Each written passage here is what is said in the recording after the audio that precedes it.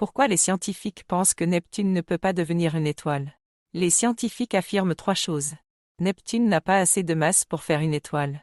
Selon le modèle standard, il faut environ 75 fois la masse de Jupiter pour déclencher la fusion thermonucléaire. Donc pour eux, Jupiter égale trop petit pour être une étoile. Uranus égale impossible. Neptune égale encore moins.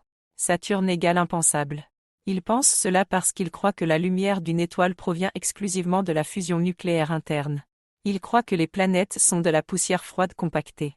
La science moderne pense que une étoile égale du gaz chaud qui se contracte. Une planète égale un reste froid, inerte, qui n'a rien à voir avec une étoile. Ils ne voient aucune continuité évolutive entre une planète, une étoile naissante, une étoile adulte. Ils croient que l'électron ne devient jamais un proton. Pour eux, l'électron égale particule légère. Le proton égale particule lourde. Aucun lien évolutif. Ils pensent que les particules sont fixes, figées, éternellement identiques. Donc ils sont enfermés dans une vision totalement rigide, sans cycle, sans transformation profonde. Pourquoi ils se trompent, selon le livre de vie? Le livre de vie montre que les astres grandissent, changent d'état, se transforment, s'illuminent, et meurent, comme des êtres vivants. Ce que la science ne peut concevoir. Le livre annonce que Jupiter, Saturne, Uranus et Neptune sont des étoiles en préparation. C'est écrit explicitement. Jupiter fera de même le moment venu, ainsi que Saturne, Uranus et Neptune qui sont aussi des étoiles en préparation. Autrement dit, Neptune est une étoile embryonnaire. La science ne peut pas voir cela, car elle pense qu'une étoile ne naît que par effondrement gravitationnel, pas par croissance interne lente, comme une graine dans le sol. La science ne connaît pas le principe d'existence. Le livre dit clairement: il me semblait qu'il devait exister un principe d'existence, fort simple, avec lequel on pourrait tout expliquer.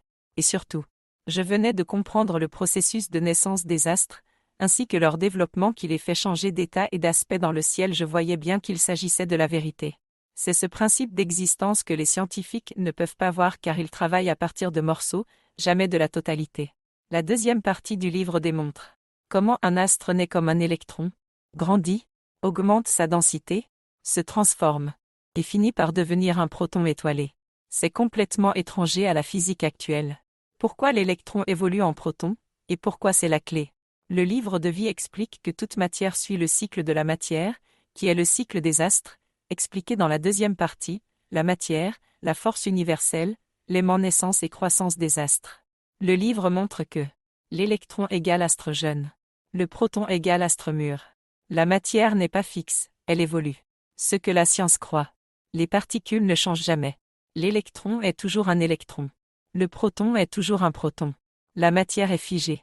Ce que le livre de vie révèle. Un électron devient un proton. Un proton devient un noyau. Un noyau devient un astre. Un astre devient une étoile. Une étoile devient une géante. Et ainsi de suite. C'est écrit partout dans la deuxième partie du livre. La science n'a aucun modèle cyclique. Elle croit aux choses figées, mortes. Donc elle ne peut pas comprendre la dynamique cosmique. Pourquoi Neptune s'allume? Voici le cœur du problème. La science dit: Neptune n'a pas assez de masse pour fusionner. Donc elle ne peut pas devenir une étoile. Le livre de vie dit: les étoiles ne s'allument pas par fusion interne, mais par la pression magnétosphérique, exercée par leurs astres. Et le livre donne l'exemple du Soleil. Les étoiles brillent grâce à leurs astres. Voilà ce que la science refuse de voir. La lumière d'une étoile ne provient pas de la fusion, mais de l'état magnétique que produisent ces astres lorsqu'ils atteignent leur maturité. L'éclairage égale phénomène électromagnétique, et non thermonucléaire. Donc pour Neptune, ce qui compte n'est pas la masse. Ce qui compte est l'état de sa famille, l'état de son cycle interne, sa maturation. Quand la pression magnétique devient suffisante, l'atmosphère explose et l'étoile s'allume. Exactement comme le Soleil. Le jour où l'atmosphère du Soleil explosa et éclaira ce dernier. Donc, le Soleil s'est allumé d'un coup. Jupiter s'allumera. Saturne, Uranus, Neptune aussi. La science ignore totalement ce mécanisme. Pourquoi les scientifiques ne peuvent pas comprendre? Selon le livre de vie, l'homme ne peut qu'être conduit dans la vérité et il ne peut la découvrir seul. Et encore, ceux qui osent parler de science sont les êtres les plus éloignés de la vérité. Parce qu'ils n'ont pas la vision d'ensemble. Ils n'ont que des équations, des fragments, des modèles approximatifs, et beaucoup de fierté. Ils n'ont pas le principe, la loi du ciel, la dynamique réelle de la matière. Ils confondent la chaleur avec la lumière, la masse avec la maturité, la fusion avec l'activation magnétique, la particule avec son état. Et surtout, ils ne voient rien du cycle complet. Message final aux habitants de la Terre. Habitants de la Terre, vous pensez que Neptune ne peut pas s'allumer, parce que vous croyez les savants. Mais les savants ne connaissent ni la naissance des astres, ni leur développement, ni leur cycle, ni la transformation de la matière, ni le principe d'existence. Vous ne connaissez de la réalité qu'un morceau brisé. Le livre de vie, lui, vous donne la continuité, la loi, le cycle, l'origine et la fin. Neptune n'est pas un caillou congelé. C'est une étoile en préparation.